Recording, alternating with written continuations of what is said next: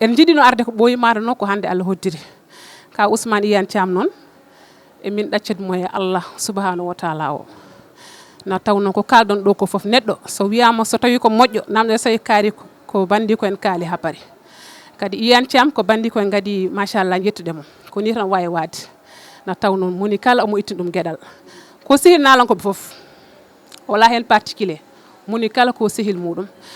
kono noon ha tentiɗo ndey jaara ɗo saabu min kam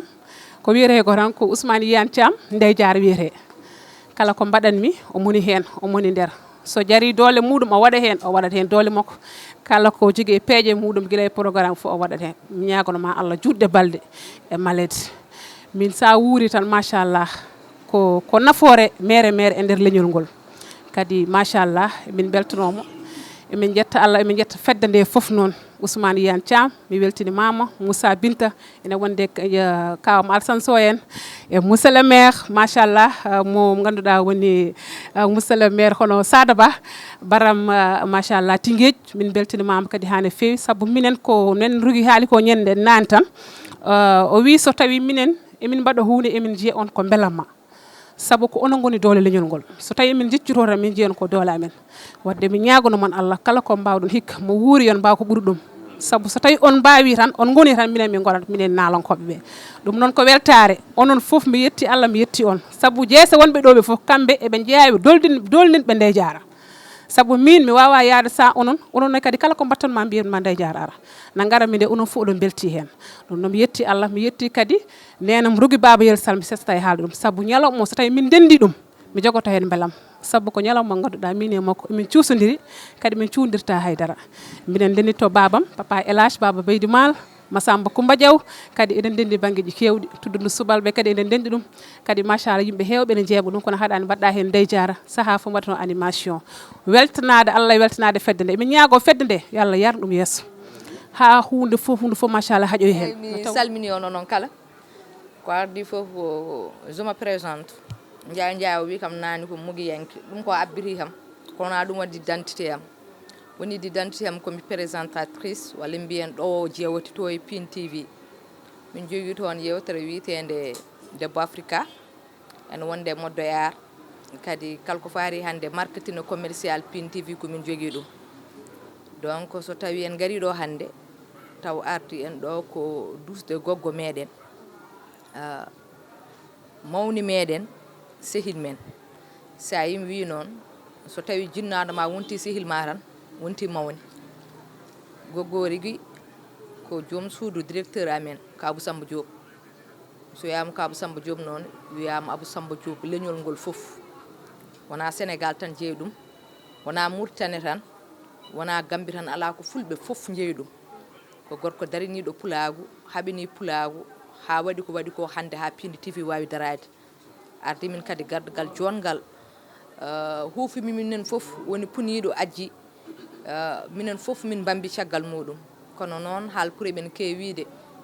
walla tubakoɓe mbiya noon mbatten PULAAR kala jiiɗa gorko tiɗɗo dariɗo won debbo tiɗɗo tigui dariɗo mbaroɗo gonɗo caggal mum ene duusa ɗum ene sembina ɗum ene dolno ɗum woni goggo Rougui Sall moni foof ne andi darde makko e leñol ngol heppani o haaɓani o tampani nane tan nde min garata e lawol omo haala omo wiya hankkandi min mawni sukaɓe ƴettumin relève kono mbaɗa andi ɗum wona kone weeɓa par ce que so neɗɗo yettima wonɗo jettoɗa e leñol hankkandi a natti jeydo hoorema ko leñol ngol jeeyatma haal puroɓe noon keewi wiide jeeyaɗo jeeya ko rondi sappo tambi wadde noon min so goggo Rougui noddi kam o wi kam hande omo teddinaɗo taw ko fedde fulɓe ɓe ganduɗa teskitiɓe mo kadi eno kalduɗon fedde nde no ummori ni e kadi ɓe teddinton kadi noddon ɗum ko wayno hammeli en o noddimo hen en tant que premier debbo mo nodduɗon hen on noddimo kanduɗon noddude minnene min foye faadede e programme Piindi hewde kanko wonko humpiri hen fof ko enen dondi eɗen doga jamma ñalawma subaka kiiɗe hande ko dimanche fonno wonde ko foftorde kono Allah deni seydi hay sinno 4 heures du matin ummino kam ummoto kanko goggo Rougui par ce que kanko jari ɗum Piindi TV gay omo no wambi min minen fof omo woni yumma amen omo woni gogga amen omo jaggi ha tiiɗi kala ɗo yi kadi en waɗi yolde o sukka ɗum ha tiiɗa ɗum noon en mbi so tawi suko suusi tan ko mawɗo suusni ɗum wadde so tawi on invité mo hannde on invité kanduɗo e invité on teddini kanduɗo e teddungal kadi ganduɗo teddungal kadi mo ganduɗa gallu men ko galle fulɓe kala kala ɗo garɗa cikkata koye nder Fouta gonɗa wadde noon somin gari min tawi Fedde mbiɗon ko Hayoo Bandam min keeɗima concept o min keeɗima programme oɗon ko nden toon ƴeewon yontaɓe fulɓe oɗon invite ɗumen joddo e moɗon ñalde mon kirde e moɗon ko miijo moƴƴo par ce que neɗɗo a wawa andudemo tan ko a ñaldani e makko neɗɗo mo pottata e rendo ceerta e makko e rendo taw ko programme calminago ni tan jaaha o jaaha a wawa andude hol kanko kono neɗɗo o tawi ko darogal leñol a bismamo e galle ma on ñaldi on gottudimo on jewti ha hiiri on ma andu holi kanko hoore makko janggo so fatte ma mo andu holi an o salmintama salminago mo neɗɗo mo anda no fewi wonmo pottata e rendo wadde ɗum ko miijo moƴƴo kadi pelle ɗe wonin mbiɗon ni keewi eɗen keewi fuɗɗade ko eɗen kewani jokkidde eɗen ñaagui Allah nde ɗo feddere so fuɗɗima yo jokkit adjoint au maire chef de cabinet du ministre de la justice garde des sceaux membre de l'APR et membre de la coalition Benno Bokk Yakar hande noon eɗen belti kadi no feewi ndeno hande jeeya koye ñalawmaji mawɗi hande ɗo e Tengej par ce que kala nde garmi ɗo e galle Iyane Thiam hawrude ɗo e fedde men fedde Hayoo gonga ñalawma oɗon ene haasi wonde ko ñalawma mawɗo ko tagi mbiɗe noon par ce que fedde nde sa andi composition fedde nde tan kala fedde nde ɗo hawri ko ñalawma mawɗo ala ko haali noon kala fedde nde ñalawma mo jooɗi ene waɗa invité danan taw ko danan leñol ngol so yama danan leñol ngol noon ko yimɓe daraniɓe leñol so yama danan leñol ko yimɓe ɓe gandanɗa hoorema hay dara kañumen ala ko paadi leñol ngol ene waɗan ɗumen kañumen kay ko karantagal darni ɗumen ɗo goni to walla to liggoto to walla e bawɗi mumen anani dey e ko Allah hokki ɗumen soit to banggue haqqille walla to banggue doole walla to banggue moyen financier daranade leñol ngol ɗum ɗon c'est une occasion hande so tawi wonde bañi men debbo Rouguyat Sall waɗama ɗo invité ɗo fedde Hayoo waɗi ɗum invité vraiment ko minen emin belto hen no fewi nde wonno ko sehil ko jaadiɗo ko jiidaɗo ko jiyodiraɗo gila ko ɓooyi walla gila hanki taw hande arani won kala ɗum joni won hewɓe dariɓe ɗo gila ko ɓooyi a faami de gila jamano FM ha gila jamano FM ha joni donc depuis presque 99 2000 faade joni ça fait plus de 20 ans anani dey walla ko addi ɗum ni donc vraiment koye rugui ɗo ndeweten jetten noon kallamɓe hohoɓe dariɓe walla yidɓe leñol ngol daraniɓe leñol ngol koɗo Rougui Sall ɗo ndewten mbiyen Rougui Sall jarama kamɓe foof ɓe fedde Hayoo waɗi ɗo invité mbiyen kamɓe ɓe jarama e darde mabɓe leñol e darde mabɓe pour leñol ngol e darde mabɓe pour pulagu yo yaaru yesso ɗum noon fedde Hayoo Allah jarama on jarama e gardugol Iyane Thiam coordonnateur e membre uji ɗi foof oɗon mbiye on Allah jarama on jarama oɗon mbiya no waji ɓe mbiyata ni yon jokku golle eyyi waɗi noon par ce que hande les invités là ko rewɓe et ɗum c'est important dans une société firti ko enen Pulaar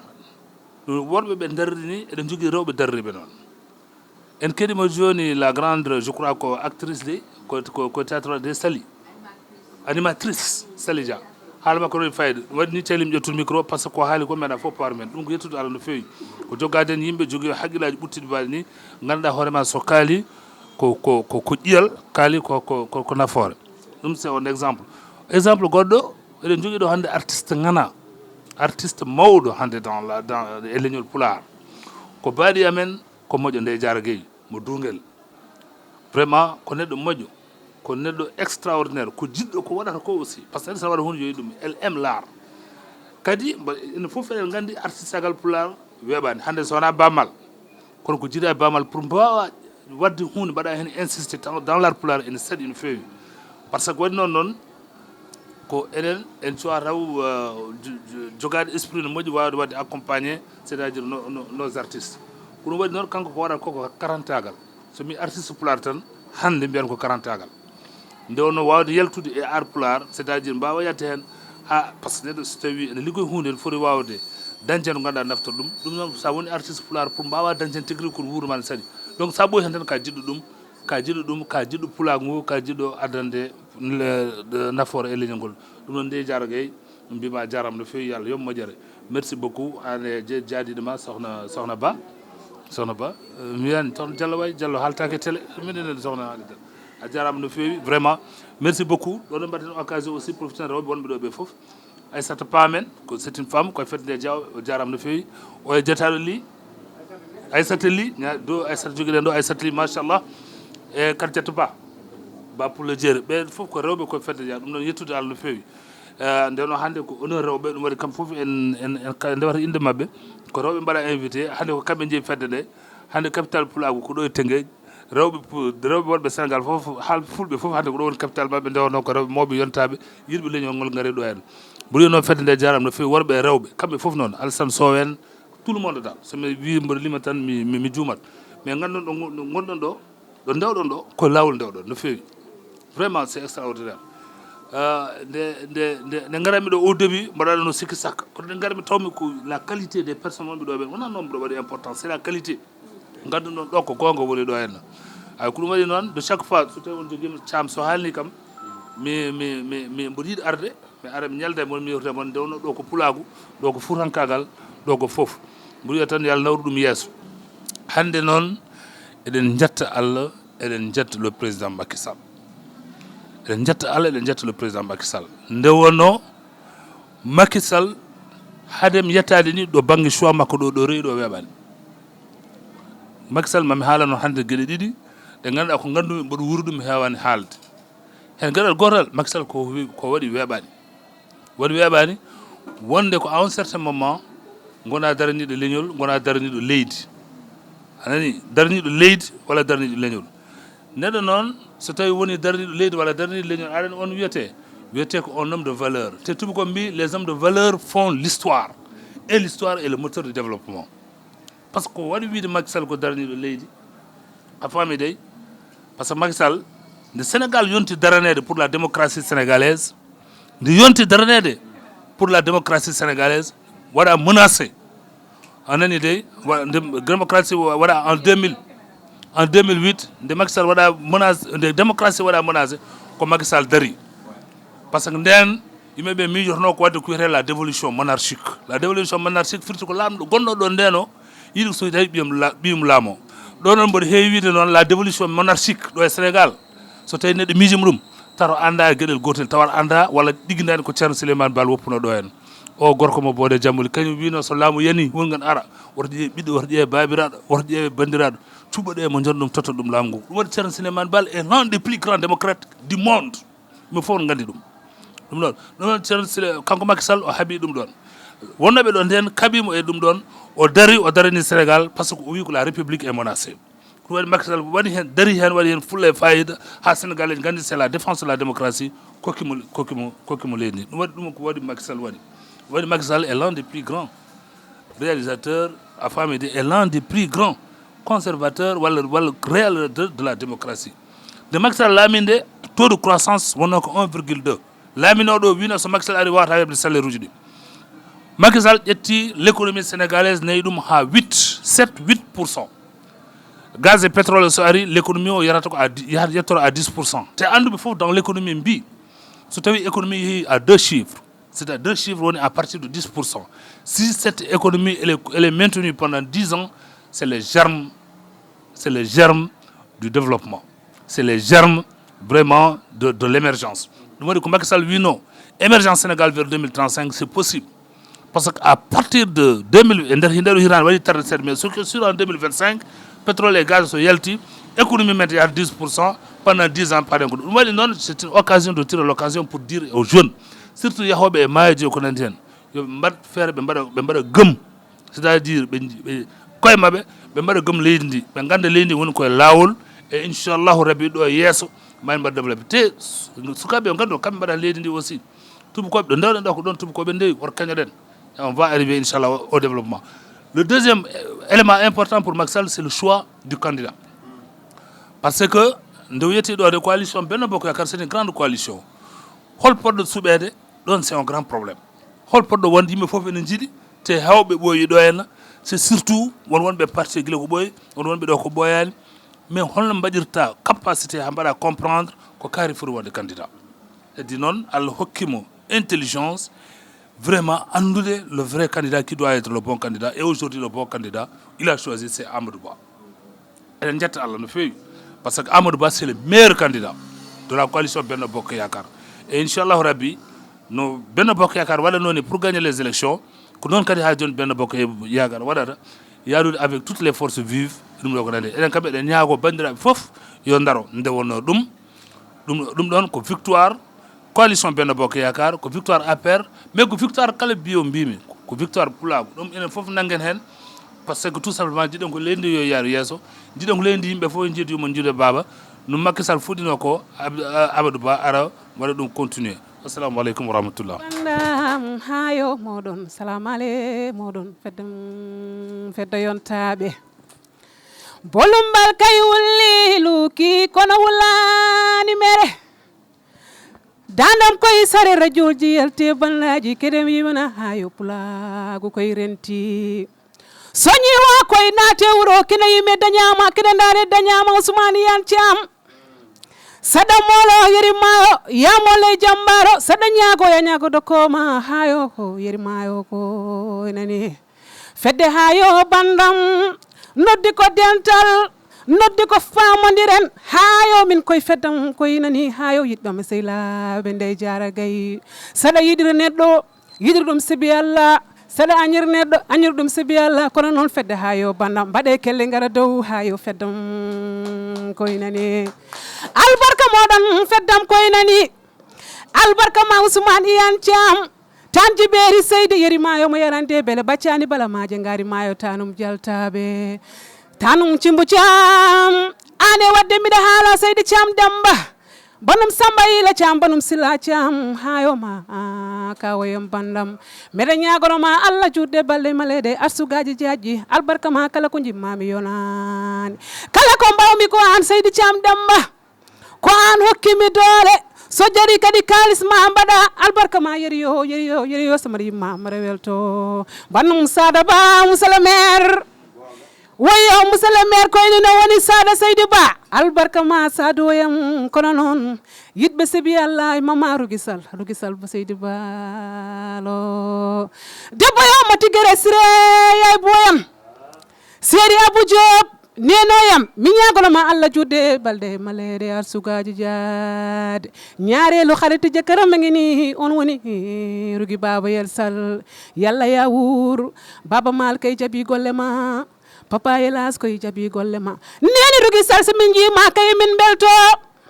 sabu ko ndey jaara wayi fof sababu ne modon albarka ma baram Piindi TV mama rugi baba yel sal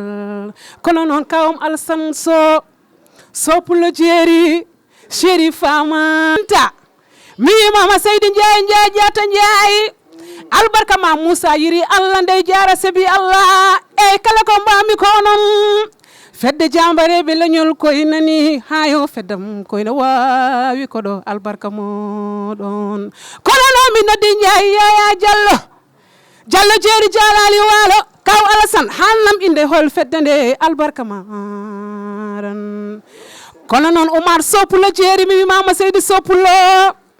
kono non Salimata mi ma Seydi Diapulo debbo yo ma anyam lidu be salamu alaikum baram Piindi TV noddanam debbo mo fondu jeri Hayoo ma baram Mauritanie albarka ma baram Mauritanie Aissata li debbo sa kanga torobe mi mama Seydi li o wi kam dey jara bismillah ma mbara bismillah ma ko jidda fo no woppe ko ganda fo ko no woppe kono no ceddam ko no wawi ko do woni sokhna Diallo min nawtuma hayre law kay ko sare mama da albarka ma ko pulaagu tan de renti do so pulaagu renti ndey jarara sabu ko Allah wadi mi leñol ngol Allah kadi wadi mi kambe mbadi mi alle ngara dow koy mbaɗe kelle ngara dow ay saada mbaɗa kelle ngara dow oy sada mbaɗa kelle ngaro koye mbaɗen wela yo mbaɗen wela mbaɗa kelle ngaro dow Alsan So mbaɗa kelle ngaro dow e sada ba mbaɗa kelle ngaro dow sada ba e mbaɗa kelle ngaro dow koye mbaɗen wela yo mbaɗen wela hayo gomam koye waɗi wela hayo feddam yo waɗi wela rugi salbala waɗi wela fedde hayo Bandam waɗi wela gomam mbaɗa kelle ngaro mbaɗen wela hayo Bandam waɗi wela Allah yi golle moɗon merci beaucoup